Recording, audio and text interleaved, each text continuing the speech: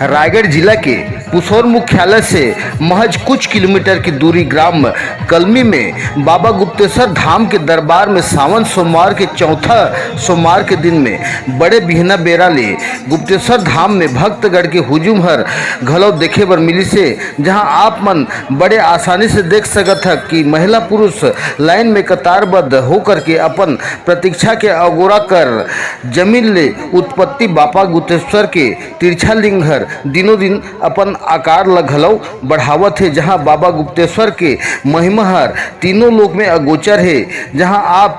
कलमी गांव में कोन्हो व्यक्ति ला सांप बिच्छू के डंक ले जान माल की हानि नहीं हुए है, जहां आज भी छोटे रूप में तिरछा शिवलिंग के आकार हर दिनों दिन बढ़ोतरी हुआ थे, जेकर दरबार में छत्तीसगढ़ सहित अन्य राज्य के प्राणी नर तन मन घलो अपन दिल के मनोकामना ला पूर्ण करे बर गोरस बेलपत्र फूल पत्ता आदि लेकर के भक्तगण मन अपन लाइन के प्रतीक्षा करके अब मनोकामना के गुहार घलो लगावत हैं। जहां गुप्तेश्वर दरबार में कतको दिन दुखी मन पहुंच के अपन मनोकामना के गुहार ला गुप्तेश्वर दरबार में पहुंच के भगवान भोलेनाथ ला घलो अर्जी लगावत हमें।